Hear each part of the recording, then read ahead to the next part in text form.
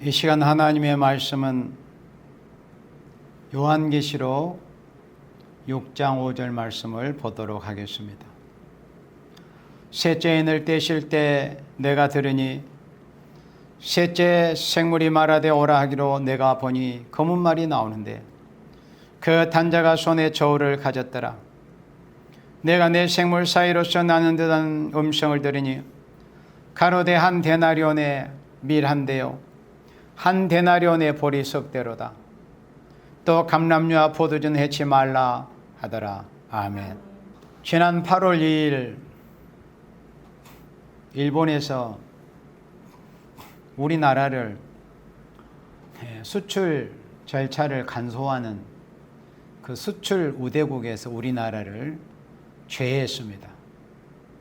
소위 화이트리스트에서 우리나라를 이제 제외시킨 겁니다.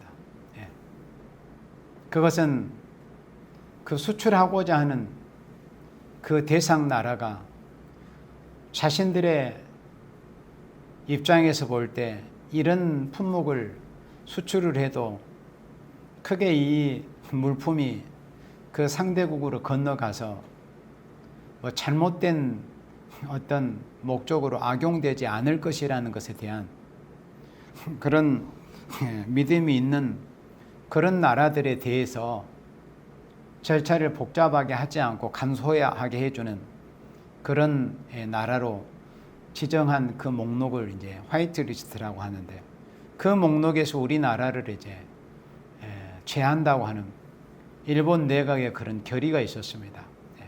그것이 이제 한 3주 후면은 이제 본격적으로 시행에 들어간다는 그런 뉴스를 우리가 보았었습니다.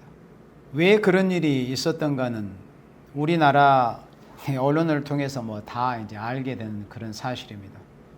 작년 2018년 10월 30일 우리나라 대법원이라는 곳에서 강제징용으로 끌려간 분들에 대해서 그 일본의 기업이 배상을 해야 된다는 것을 이제 판결을 내린 겁니다. 그런데 지난 노무현 정부 때도 사실은 민간위원회라는, 그러니까 정부 민간 공동위원회라는 것이 있었어요. 거기에서 1965년 그 한일 청구권 협정에서 강제징용 문제가 포함이 됐다는 것이 우리 정부의 일관된 입장이었습니다.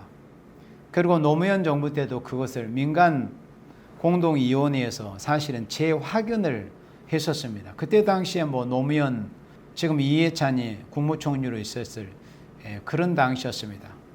그런데 이제 새삼스럽게 이제 강제징용 당한 분들에 대해서 이제 배상을 또 개별적으로 해야 된다는 이런 판결이 이제 있으니까 일본 정부에서는 이제 자기네들 입장에서는 국가 간의 그런 조약을, 신뢰를 깨뜨렸다는 것에 대한 문제를 삼고 우리나라에 대해서 뭐 수출을 하지 않겠다는 그런 의미가 아니고 사실은 그 절차에 편리를, 혜택을 주었던 그 간소화했던 그런 것을 이제 하지 않겠다는 그런 이제 의지를 드러낸 것이죠.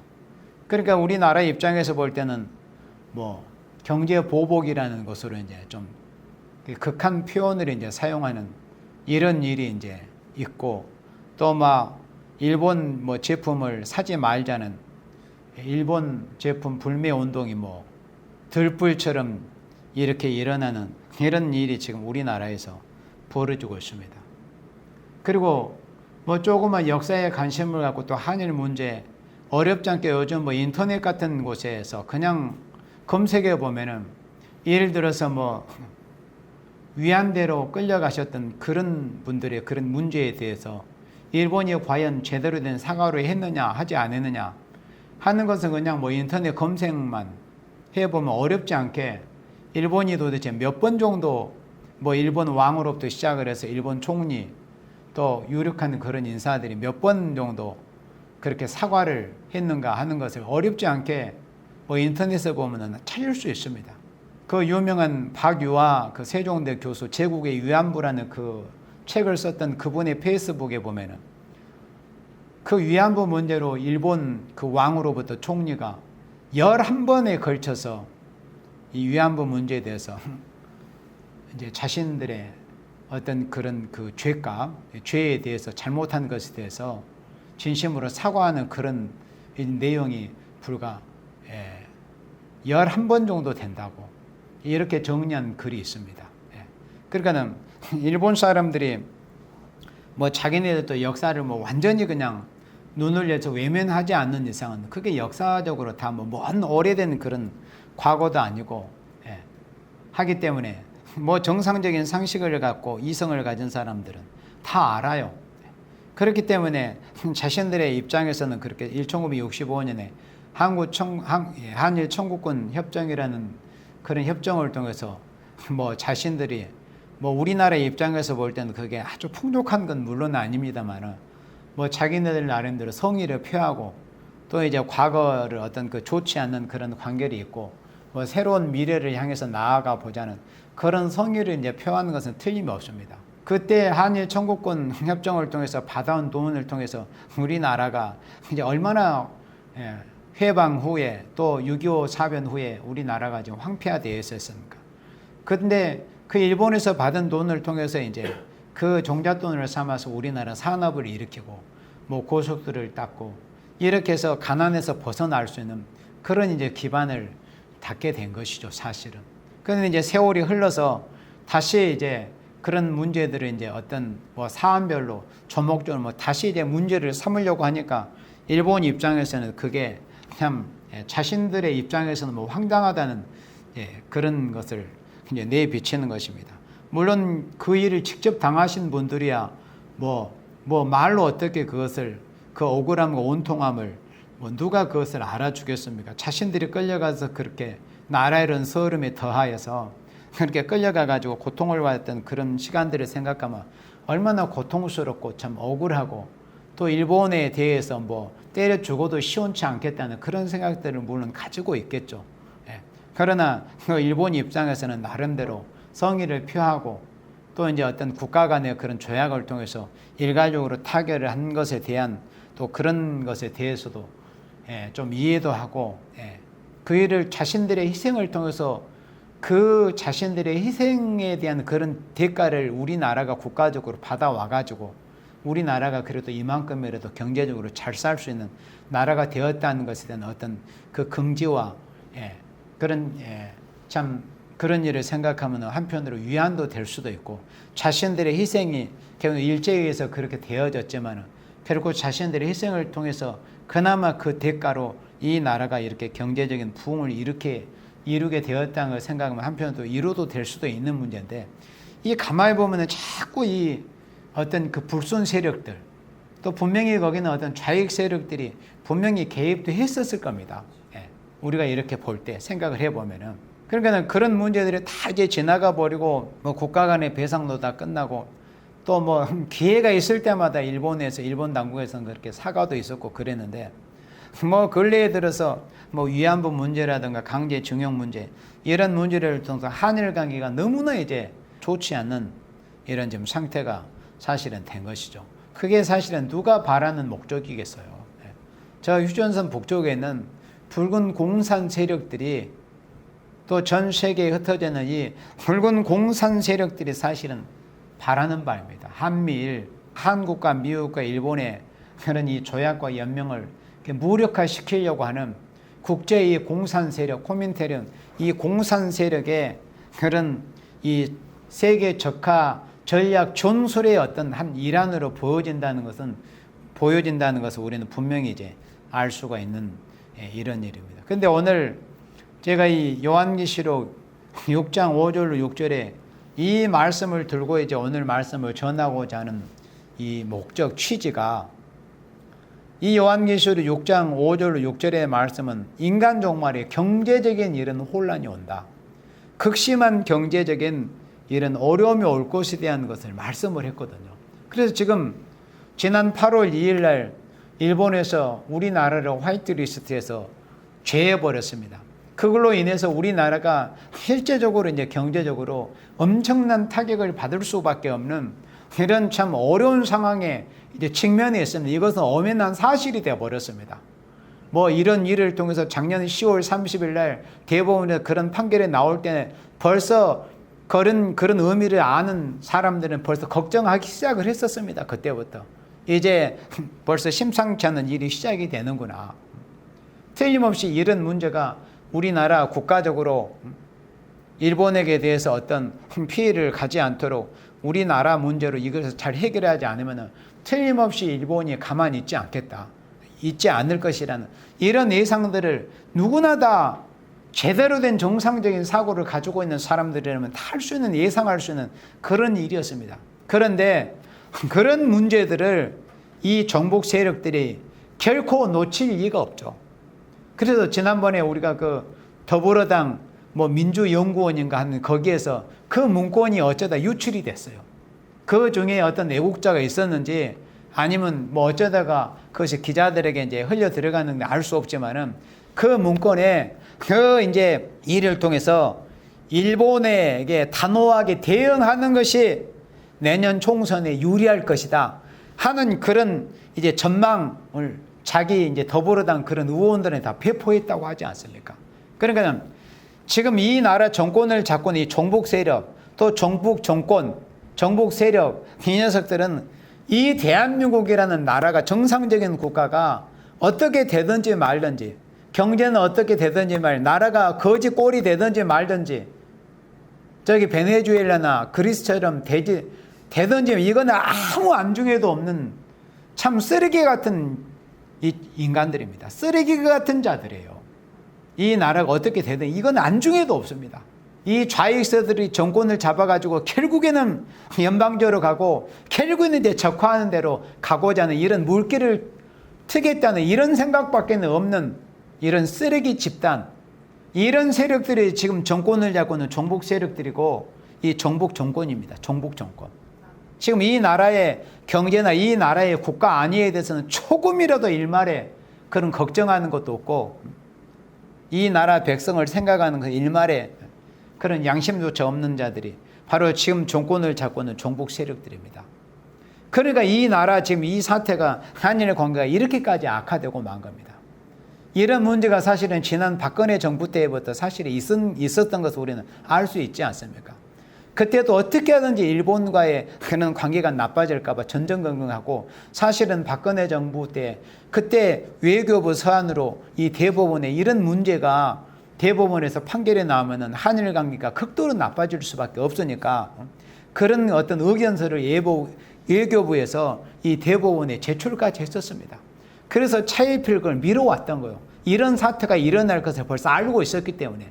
그때 만약에 박근혜 정부 때 그렇게 하지 않았으면 지금 오늘이란 날에, 그러니까 지난 8월 2일에 일본에서 그 화이트 리스트를 삭제해버린 그 사태가 벌써 박근혜 정부 때 그때 있었을 일입니다.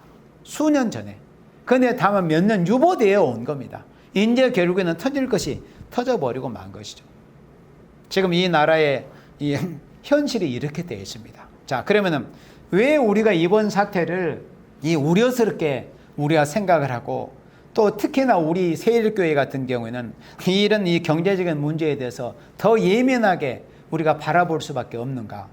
우리가 1997년에 외환위기, 그러니까 소위 IMF 사태를 우리가 그때 당했지 않습니까? 22년 전에. 22년이라는 세월은 불과 짧지 않은데도 굉장히 오래된 일 같지가 않아요. 우리가 IMF를 겪어봤기 때문에 우리 세대는 그렇잖아요. 그때 얼마나 어려웠습니까? 그때 당시에 소위 말해서 대한민국의 30대 재벌 기업 중에 17개 재벌 기업이 망했습니다. 30대 재벌 중에서 13개만 살아남았어요. 그렇게 엄청난, 그래서 소위 말하는 그 경제의 칼바람, 피바람이 불었던 데가 IMF입니다. 그리고 IMF가 1997년에 그 사태가 발발해가지고 그 다음에부터 이제 본격적으로 그런 영향들이 그 피해가 이제 나타나기 시작을 했잖아요. 그래서 98년에 1년 동안 127만 명의 실업자가 생겼습니다. 그리고 심지어 최고 많은 달은 한 달에 27만 명의 실업자가 생겼습니다. 그런 통계들을 이렇게 우리가 이제 지나간 역사라고 하지만은 우리가 97년 IMF를 생각하면 얼마나 그렇게 어려운 시절이었습니까? 그리고 너도 나도 할 거 없이 그때 우리 어머니도 금 팔아가지고 금 모으기 운동을 막 했지 않습니까? 그때 당시에. 그러나 우리나라가 IMF에서 받아온 그 500억 달러가 넘는 돈을 빌려왔어요. 그런데 우리나라 사람들이 전부 그렇게 손가락에 있는 금 빼고 금 귀고리 다 빼서 모아가지고 판 돈이 22억 달러 정도밖에 안 됐습니다. 그러니까 미약한 수준이죠. 그러나 그런 결의를 보여준 거죠. 우리가 이렇게 경제적으로 그 위정자들, 책임 있는 자들이 그 정책을 잘못하다가 결국은 그렇게 된 거 아닙니까? 그러니까 미리서 김칫국부터 마신 거예요. 그때 김영삼 정부 때. 막 수출도 잘 되고 막 모든 것이 호황이고 삼저 그런 호황으로 인해서 얼마나 여러 가지 경제가 잘 돌아가니까 마치 이제 선진국이 된 것처럼 해가지고 해외 여행 자유도 막 풀어주고 그냥 흥청망청 하다가 결국은 97년에 IMF 사태를 맞이하게 된 겁니다. 그래도 크게 남 탓 이렇게 하는 것보다 그래도 나라가 이 지경이 돼서요 어떻게 하겠냐. 그래서 서민들이 그렇게 다 손에서 가락지 빼가지고 이 나라를 살려보려고 해가지고 그래도 겨우 한 4년 만에 IMF로 졸업을 해가지고 이제 정상적인 그런 이제 상태로 돌이킨 지가 지금도 그 후유증이 지금도 사회 전반 곳곳에 사실은 남아 있습니다. 공적 자금이 투입이 돼가지고 아직까지 해소하고 있는 그런 데도 있고 그러니까 그런 이 피해가 여전히 아직도 다 없어지지 않았는데 지금 이제 이번 사태를 통해서 우리가 걱정하는 것은 오늘 이 본문 말씀에 한 데나리온의 밀 한 대요 한 데나리온의 보리 속도로다 하는 이 말씀이 이제 현실이 되는 때가 왔는가. 이 일을 통해서 그래도 97년에는 그래도 우리나라 국민들이 어렵게 허리띠를 졸라매고 그런 어려운 그런 경제 터널에서 이제 벗어났는데 이번 이 일은 정말로 이거는 간단하게 해결해야 될 문제가 아니다. 이것은 우리나라 사람들이 허리띠를 졸라맬 문제도 아니고 이거는 지금 정복 정권 입장에서 일본에 대해서 우리가 국가 간의 신뢰를 저버리고 이건 어떤 국제법적으로나 또 국가 간의 어떤 도의상으로 우리가 이거는 잘못한 게 맞다. 이렇게 인정하지 않는 이상 그러니까 문재인이가 일본한테 사과하고 빌지 않는 이상 이건 해결될 문제가 아닌 것 같아요. 이제는. 근데 그게 간단하겠어요? 그런 세력들에 의해서 자신이 대통령이 되었는데 그런 세력들이 뒤에서 눈을 부릅뜨고 있는데 쉽게 일본에게 무릎 꿇는 그런 모습을 보이겠느냐 그거예요. 그런 일이 있지 않고서는 일본도 결코 이번에 물러서지 않을 것 같습니다. 쉽게 칼을 집어넣을 것 같지 않아요. 그렇게 되지 않기를 우리가 바라지만은 만약 이번 사태가 이대로 이제 서로 간에 이 강대강 극대극으로 대치해 가다가 결국에는 요한계시록 6장 5절 6절의 말씀 예언대로 셋째 인을 떼실 때 검은 말이 나왔다고 그랬어요. 그 검은 말이 그 탄자가 손에 저울을 가졌다. 이것은 자본주의를 상징하는 모습이라는 것을 우리는 너무나 잘 알고 있습니다. 그런데 이 검은 말, 이 자본주의 세력을 통해서 사람들이 한때는 이 대한민국 한반도에 하나님께서 이 검은 말의 세력, 자본주의 세력을 통해서 저 붉은 말, 붉은 공산주의 세력의 3분의 1 지경 밖을 벗어나지 못하도록 견제해주는 이런 역할을 하나님께서 미국을 위시한 검은 말의 세력을 통해서 하나님께서 견제하도록 하는 이런 역할을 얼마간 동안에 하나님께서 하게 하셨습니다. 그거는 어떤 긍정적인 역할을 했던 거예요. 실제로 이 세계의 어떤 자본주의 세력을 통해서. 그런데 6절에 그런 긍정적인 면도 있기도 했지만은 요한계시록 6장 6절에서 보니까 내가 내 생물 사이로서 나는다는 음성을 들으니 가로되 한 데나리온의 밀 한 대요 한 데나리온의 보리 석대로다 또 감람류와 보준 해치 말라 하더라. 이 말씀이 이제 현실화된다면은 얼마나 경제적으로 어려운 일이 올 것인가. 우리 대한민국 사람은 그러니까 우리처럼 한 50대 전후에 사는 사람들은 그 IMF를 너무나 그렇게 생생하게 겪었던 경험이 있기 때문에 IMF가 그런 사태가 또다시 온다면 사람들이 어떻게 견뎌낼까 이런 걱정을 하지만은 이제 이 마지막 때 요한계시록 6장 6절에서 예언이 된 이 말씀대로 만약에 경제적인 어려움이 온다고 할 것 같으면은 1997년에 그 IMF 사태하고는 정말 비교할 수 없는, 그리고 어쩌면 지금 생각해보면 하나님께서 이 나라 대한민국을 사랑하셔가지고 그때 예방주사를 아마 녹회하셨던 그런 생각이 드는 생각도 없지 않습니다. 앞으로 경제적인 극심한 어려움이 올 거니까 한 번 정도 미리서 백신을 아마 맞게 해주신 그런 일도 되지 않는가 이런 생각도 해보기도 합니다. 갑자기 그렇게 경제적인 이 광풍이 어려운 광풍이 몰아쳐가지고 뭐 다 당하고 안절부절 어떻게 할 수 없는 것보다 그래도 한 번은 겪었으니까. 그런데 그거는 이 하나님의 백성이 있잖아요.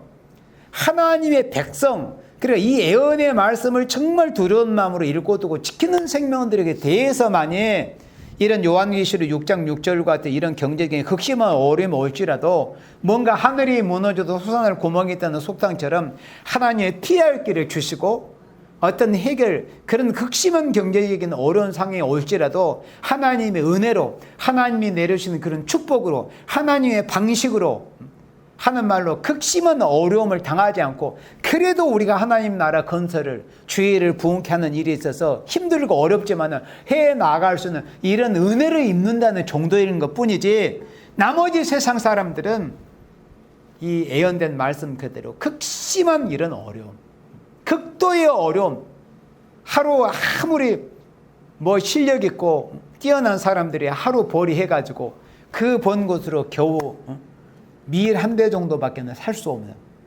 벌이 석대밖에 그러니까 겨우 식생할 정도밖에 해결할 수 없는 그리고 굶지 않을 정도의 그런 상태, 이렇게 어려운 상황이 온다는 것을 말씀을 한 겁니다. 그래서 이 요한계시록 하나님께서 우리 세일교회를 통해서 밝혀주신 이 해석에 의하면 극동아시아에 이런 극심한 경제 혼란이 올 것을 가르쳤다고 그랬어요. 극동아시아라고 그 지역을 분명히 명시를 해 주셨습니다. 온 세계를 말씀한 게 아니에요. 극동아시아에 경제 혼란이 온다는 거. 극동아시아에. 지금 전 세계의 경기, 미국 경기 얼마나 지금 호황입니까? 전 세계적으로. 그렇잖아요. 우리나라, 일본 같은 경우도 그렇잖아요. 지금 아베노믹스라고 해가지고 그때 당시에 우리나라 이 좌익 학자라고 하는 이런 자들은 아베를 욕하고 아베노미스 저거 뻔하니 다 망한다. 얼마나 그렇게 비난하고 욕하고 했습니까? 지금 일본 같은 데는 일할 사람을 구하지 못할 정도의 이렇게 경기 호황을 누리고 있습니다. 그런데 우리나라는 보세요. 사람은 넘쳐나지만 일할 곳이 없잖아요. 벌써. 그래서 이번 사태를 통해서 IMF가 97년 IMF 사태가 재현되는 정도가 아니라 이제는 요한계시록 6장 6절의 말씀대로 한 데나리온의 밀 한 대요, 한 데나리온의 벌이 석대로다. 이렇게 극심한 경제 혼란이 실제로 이 계시록 6장 6절 말씀이 응하는 시기가 이제 왔는가? 그런 게 두려운 거죠. 이사야 41장 17절 말씀해 보면은 경제적인 인간 종말의 경제적인 어려운 환란에 대해서 말씀할 때 혀가 말을 딱한 사정이라는 것을 이사야 41장 17절에서는 말씀을 했습니다. 혀가 말을 딱한 사정이다. 그럴 때 하나님의 백성이 어찌할 수 없어가지고 도저히 하나님이 우리 인간으로는 살 수 없습니다. 이제는 정말 죽을 지경입니다. 마치 이스라엘 백성이 430년 동안 애굽에서 노예살이를 하고 그래 요셉을 알지 못하는 그 애굽 왕이 들어서 가지고 하나님의 백성 이스라엘이 그 번성이 중다하고 이제 애굽의 본토에 사는 그 토인들보다 더 강성하게 번성하는 위협이 되니까 이스라엘 백성을 가만히 둬서는 안 되겠다. 그래서 압박을 시작을 했잖아요. 그래서 아들을 낳으면 나일강에 던져버리는 그런 거는 도저히 살 수 없는 그런 때. 그 전에는 이스라엘 백성들이 있잖아요. 애굽에서 염소도 신으로 섬겼습니다. 그 성경에 다 근거가 있어요. 염소도 신으로 섬기고 애굽 사람들이 섬겼던 그런 이 우상 더러운 코프라 배 이런 태양신으로 시작해서 온갖 잡다한 여러 가지 것들을 우상으로 섬겼습니다. 그들이 어려움이 없고 배부르게 잘 먹고 잘 살 때는. 그런데 아들을 낳으면 나일강에 던져지는 그런 이 고통, 도저히 눈뜨고는 볼 수 없는, 차라리 죽는 것보다도 차라리 죽는 것이 더 낫겠다는 그런 이 압제가 이제 시작이 되니까 그들은 그때 살아 자기 조상 하나님, 자기 조상, 자기 할아버지 아브라함의 하나님을 이제 찾기를 시작을 한 겁니다. 바로 지금 이 시대가 하나님의 백성이 우리나라의 훌륭한 그 지도자들을 통해서 박정희 대통령이나 이런 분들을 통해서 우리나라가 얼마나 참 경제적으로 발전했습니까? 그렇게 잘 먹고 잘 물질적으로 어려울 때는 이 가난만 벗어나자. 그래서 돈 버는 데만 치중을 했어요. 그래서 정작 이 미래 세대 자녀들을 이 사상교육, 이념 교육을 제대로 시키는데 등하냐고 게을리하다가 결국은 이 나라가 붉은 사상에 완전히 다 뒤집어져 버리게 된 겁니다. 그러니까 배고픈 상태에서도 배고픔을 면하는 이런 경제적인 부흥을 위해서 우리가 힘도 쓰지만은 자식들을 제대로 사람답게 양육하고 교육을 바로 시키고 사상과 이념을 바로 교육을 시켜야 돼. 이렇게 됐어야 되는데 사실은 그렇지 못한 그런 큰 아쉬움이 있게 된 거죠. 결국 그러다가 이념 싸움에서 우리가 지금 져가지고 패배해가지고 이 나라 대한민국 이 모양 이 꼴이 돼버린 겁니다. 물론 이제라도 정신 차리고 각성한다면은 극한 그런 상황에는 모이지는 않을까. 이제라도 정신 차린다면 하나님의 종들의 이런 외침 또 경고를 듣고 회개하고 이 나라 살 길이 뭔가 멸공 진리에 청종해야 된다. 성경에서 말씀하는 여호와 하나님을 바라보고 예언의 말씀을 읽고 듣고 지키고 저 붉은 세력들을 용납하지 말고 저들과 타협해서는 안 되고 저들의 이 회의에 빠진 거짓 평화에 속지 말고 성경에서 말씀하신 예언의 말씀을 읽고 듣고 지켜나가는 것만이 이 나라의 이 민족이 사는 길이라는 것을 확실하게 알고 순종해 나가면 하나님의 긍휼을 입을 수 있거든요. 그런데 이제 때가 많이 이제 지나버린 것 같아요. 그렇다면 이렇게 경제적으로 어려운 상황이 이제 현실적으로 우리 눈앞에 왔습니다. 그러나 그 때가 얼마나 이 지속이 될 건가는 우리는 알 수는 없습니다. 그리고 요한계시록 6장 6절 말씀, 이번 일을 통해서 요한계시록 6장 6절 말씀 현실 응하게 될지 아니면 좀 더 시일이 흘려야 될지 이것도 딱 집어서 사실은 저로서도 꼭 집어서 말씀을 할 수는 없습니다. 그 시대에 대해서는 과연 감히 하나님 앞에서 딱 집어서 말은 할 수는 없습니다. 그러나 보여지는 이 나라의 현실을 볼 때 혹시라도 이제 요한계시록 6장 6절의 말씀 이제는 진짜 현실이 되는 것이 아닌가. 그렇다면은 이런 경제적으로 어려운 일이 올 때 있잖아요. 고통을 당하는 사람이 누구인가? 가난한 사람들이에요. 힘없는 사람들입니다. 돈 많고 많이 가진 자를 세상의 권력자들 힘 있는 자들 보세요. 엊그저께도 보니까 지금 뭐 좌익 세력들은 일본 제품 불매운동 한다 반일하다 뭐 일본노 뭐 온갖 픽한 무슨 스티커 만들어 가지고 뭐 일본 제품 불매한다 한다고 하지만 이해찬이라는 그자 보세요. 뭐 일본수 무슨 사케인가 그걸 마시고 일식집에 들어가서 그게 또 언론에서 이렇게 보도가 되니까 무슨 뭐 청주 마셨다고 이딴 소리로 거짓말하고 이게 이 종북 세력들의 그런 참 모습입니다. 그러니까 무지몽매한 인생들만 그냥 충동해 가지고 그 싸움터로 내보내고 지들은 지에서 그런 짓거리들을 하고 있는 그런 모습이 바로 이 종북 세력의 그런 모습입니다. 실체예요.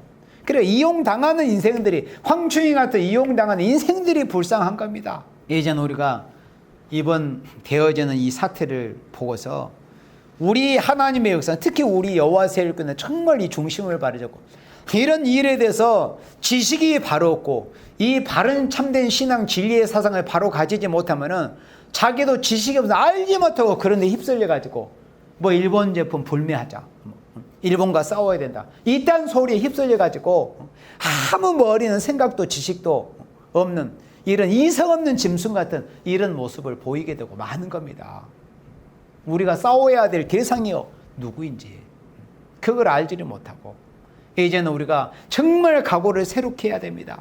이 요한계시록 6장 6절 말씀이 이제 현실화되면은 방금 말씀한 것처럼 가난하고 힘없는 사람만 고통스러운 겁니다. 경제적으로 어려워질 때 있는 사람들은 그래서 경제적으로 어려워질 때 있잖아요. 나타나는 극심한 현상이 뭐냐면 부익부 빈익빈 현상만 더 극심해지는 거예요. 가진 자들은 오히려 경제적인 상황이 어려워질 때 더 자신들이 더 이 풍족하게 더 쓸 수 있는 이런 환경이 마련이 되는 것이지만은 없고 가난한 사람들, 힘없는 사람들 더 상대적으로 고통을 받는 거예요. 이게 경제적으로 오는 이런 폐해입니다. 가난한 사람들만 더 고통을 받고 불쌍하게 되는 거예요. 그걸 알지를 못하고 그냥 이 뇌 없는 사람들처럼 머리만 달렸지 뇌가 없는 문외한들처럼 저 종북 세력들의 미혹에 혹해가지고 그냥 나 뭐 죽창 들고 나서야 되고, 아니 지금 죽창 들고 싸울 때입니까? 지금 시대가 어느 때인데. 정말 이 한국 교회도 그렇고 이 나라 대한민국 정신을 바로 차려야 됩니다. 우리의 주적이 누군가, 우리가 무엇과 지금 싸워야 될 것인가. 지금 다 뭐 세일교회도 마찬가지고 한국도 그렇고 우리나라 애국 세력도 그렇고 뭐 애국한다 또 멸공해다 이렇게 하지만 진짜 이 시대의 애국이 뭐고 멸공이 뭔가 이런 내용조차도 제대로 알지를 못하고 있어요. 그러니까 죽창 들고, 예를 들어서 지금 저 조국이라는 녀석은 죽창 들고 일본과 싸우자고 하지만, 그럼 예를 들어서 멸공이라고 하면은 저 북괴가 쳐내려오면 우리가 죽창 들고 나가서 저 북괴하고 싸워서 맞서겠습니까? 그런 따위의 지식과 사고를 가지고 멸공한다고 이 날뛰고 있는 자들이 소위 하는 말로 멸공 말하고 매공 말하는 자들이에요. 그래서 하나님의 말씀에 내 백성이 지식이 없으면 망한다는 겁니다. 지식이 없으면. 그 내용을 확실하게 알고, 지금 이 공산주의 세력이 어떤 전략과 전술을 가지고 교회를 무너뜨리고 있으며 자유 대한민국을 무너뜨리고 있는가, 이 실체를 바로 알아야 돼요. 그런 일에 지금 쓰임받는 종들이 어떤 종들이 훌륭하신 뭐 이종훈 교수나 또 염한석 원장이나 이런 분들이 얼마나 지금 하나님 앞에 훌륭하게 지금 쓰임을 받고 있지 않습니까? 그런 분들의 이 말씀에 귀를 잘 기울여야 돼요. 공산주의 전략 전술이 지금 어떻게 지금 펼쳐지고 있는가? 그런 것에 대해서는 사람들이 관심조차 두지 않습니다. 두지 않아요. 그냥 죽창만 들고 그냥 뭐 구호로만 뭐 멸공 외치고 태극기만 휘두르면 그게 다 되는 줄 알고 있습니다. 그러다가 이 나라 이 민족이 지금 이 모양 이 꼴이 된 겁니다. 공산주의 그 세밀한, 아주 세밀한 그런 침투 전략 전술을 알지를 못해요. 보고도 당하는 겁니다. 지금 이렇게 이 나라가 어려운 현실에 있습니다. 요한계시록 6장 6절 말씀대로, 이 말씀대로 극심한 경제 혼란이 만약에 온다면 어떻게 살 것인가? 이 방법이 만약에 없다면 복음이라고 할 수가 없습니다. 그러나 성경 말씀은 복음이 기록되어 있잖아요. 여기 뭐라고 말씀했습니까? 또 감람류와 포도주는 해치 말라 하더라. 감람류와 포도주는 해치 말라고 하더라 하는 이 말씀, 이 짧은 한 구절이 이 마지막 시대 복음의 실체입니다. 복음입니다. 앞으로 요한계시록 6장 5절과 6절에 예언된 말씀대로 경제적인 혼란은, 극심한 경제적인 이 혼란 난제는 반드시 올 수밖에 없습니다. 하나님께서 예언하신 말씀이기 때문에 가진 자들의 부패, 그리고 안일, 이런 또 교회 지도자들의 부패와 안일, 이런 것을 통해서 교회는 이 사태가 이 지경까지 된 겁니다. 사실은 교회의 부패, 그 근원이 교회와 교회 지도자들의 부패에 있습니다. 그러다 이 나라의 민족이 좀 이 지경까지 되었습니다. 그런데 경제적으로 극심한 혼란이 온다고 예언된 말씀이 있지만은, 그런데 하나님께서 복음을 말씀하실 때 또 감람류와 포도주는 해치 말라. 경제적으로 이렇게 극심한 어려움이 올지라도 감람류와 포도주는 해치 말라. 이렇게 말씀하셨어요. 이 말씀이 없다면은 오늘의 이 한국교회 기독교인들, 또 우리 세일교도 마찬가지로 아무런 소망이 없는 시대가 되었습니다. 아니, 경제적인 이런 어려움이 없는 우리가 어떻게 하겠어요? 뭘 땅에서 무슨 우리나라가 석유가 펑펑 쏟아집니까? 무슨 뭐 금강산이 뭐 여기저기 널려 있습니까? 도저히 어떻게 할 수가 없습니다.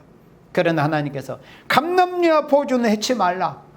이 말씀이 우리의 유일한 이 마지막 시대의 소망입니다. 복음입니다. 경제적으로 어려움이 올지라도 감람류는 뭘 말씀했다? 감람류는 성령의 역사를 말씀했다고 그랬습니다. 요한일서 2장 27절에 성령의 기름 부음이 너에게 모든 것을 알게 주실 것이다. 그리고 하박국 3장 13절 말씀에, 하박국 3장 말씀에 주께서 기름 부음을 받은 자를 구원하러 오신다고 말씀을 했습니다. 그런데 그 기름 부음의 실체가 뭐냐는 것을 요엘 2장 29절에 말씀했다. 이 마지막 시대, 그러니까 지금으로부터 2000여 년 전에 오순절날 성령께서 120명의 성도들에게 처음으로 이제 대중적으로 강림하시는 그런 일이 있었습니다.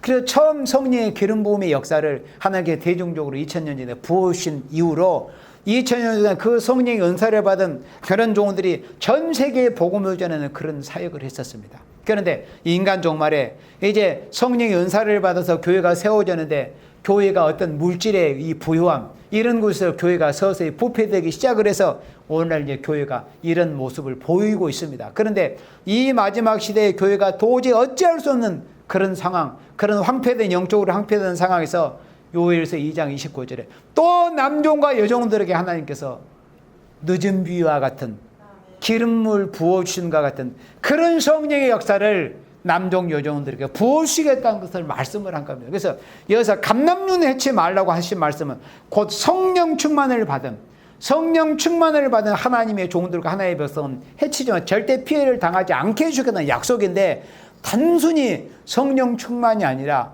종말의 마지막 때 또 다시 한번 늦은 비와 같이 부어주시는 그런 7명의 완전 성령의 역사를 받은 이런 종과 백성 교회들의 하나님께서 피해가 없도록 보호해 주시겠다는 약속의 말씀입니다. 그리고 포도주를 해치 말라는 말씀, 무슨 말씀입니까? 예사야 55장에 바로 귀로 청종하는 진리의 말씀을 말씀한 겁니다. 또 이사야 25장에서 오래 저장했던 맑은 포도주와 같은 하나님의 말씀, 그러니까는 지금까지는 이루어진 일을 전해왔습니다. 그러나 이 마지막 시는 이루어질, 보라 전에 예언한 일이 이미 이루었느니라. 이미 이루어진 일을 전하는 복음, 처음 성령의 기름 부음을 받은 종들이 역사했어요. 그러나 이제는 전에 예언한 일이 이미 이루었느니라. 이제 내가 새 일을 구하느라. 앞으로 이루어질 일을 증거하고 경고하는 이 역사는 또다시 한번 부어주시는 성령의 역사를 받은 종들이 오래 저장했던 맑은 포도주와 같은 이 진리의 말씀, 그러니까 진리의 포도주, 마치 극상 포도주와 같은 진리의 말씀을 읽고 듣고 지키는 생활을 하는, 그러니까 멸공진리, 이 시대의 멸공진리, 멸공싸움을 싸운다는 것은 공산주의자들이 지금 공산 세력이, 지금 정복 세력이 어떤 전략과 전술을 가지고서 교회를 무너뜨리려고 하고 하나님의 백성을 무너뜨리려고 하고 이 나라 대한민국을 파괴시키려고 하는 것을, 이걸 분명히 그것을 정체를 분명히 파악하고 바로 알아가지고 그런 이 붉은 공산 세력의 전략 전술과 맞서 싸우는 이런 생활을 하는 것이 이 시대의 예언의 말씀을 읽고 두고 지키는 생활이고, 또 포도주 해체 말하는 말씀이 해당이 되는 그런 생명들입니다. 예언의 말씀을 읽고 듣고 지키는 생활을 하는, 그러니까 멸공 진리의 생활을 하는, 멸공 진리 운동을 열심히 힘차게 가열차게 하는 이런 생활을 하는 이런 생명들은 결코 이 어려움을 당하지 않도록 하나님께서 경제적으로도 축복하시고 보호해 주시는 이런 역사를 하시겠다는 것을 말씀한 것이 요한계시록 6장 6절에 또 감람류와 포도주는 해치 말라 하더라 하는 이 복음의 말씀이라고 하는 겁니다. 그래서 지금 이제 경제적으로 어려운 현실이 지금 우리 앞에 지금 봉착해 있습니다. 이거 현실입니다. 이거는 현실입니다. 먼 훗날에 되어질 일이 아닙니다. 정복 정권이 지금 일본에 대해서 사과하지 않으면 이제 이런 상황이 앞으로 더 심화되어 갈 겁니다. 그러면 이제 요한계시록 6장 6절 말씀하지, 정말로 이제는 어려운, 일을 하고 싶어도 일할 수 없는, 일자리가 없는 극심한 이런 실업난, 또 물가는 엄청나게 폭등하고 일을 하고 싶어도 할 수도 없고, 또 있는 가진 자와 또 가난한 자의 차이가 너무나 이 극심한 차이를 벌인 이런 극심한 어려운 이런 경제적인 상황이 온다는 겁니다. 이런 것을 우리가, 이 현실을 우리가 직시해가지고, 그렇구나, 이 마지막 시대 하나님의 예언의 말씀대로 경제적인 혼란이 올지라도 하나님께서 우리에게 복음의 말씀을 주신 대로 이제는 감람류와 포도주는 해체만의 이 말씀에 우리가 소망을 가지고 우리가 성령 충만 받기 위해서 이제는 나가 7명의 완전 역사, 성령의 완전 역사를 받기 위해서 힘써 해산의 수고를 다해서 짜 바쳐서 우리가 기도하고 부르셔서 마지막 부으시는 성령 충만의 역사를 받아야 될 것이며, 오래 저장했던 맑은 포도주에서 이 예언의 말씀을 읽고 듣고 지키는 생활, 이 말씀을 가지고 붉은 세력과 싸우는 이런 생활을 함으로 인해서 하나님의 보호를 받을 수 있구나 하는 것을 분명히 알고, 이제는 우리가 감람류와 포도주는 해치 말라는 이 말씀의 소망을 가지고 이런 어려운 상황을 극복하고 다시 오시는 재림하실 예수님을 맞이할 수 있는 이런 사명을 감당할 수 있는 우리들이 되어지기를 주님의 이름으로 축복합니다. 아멘.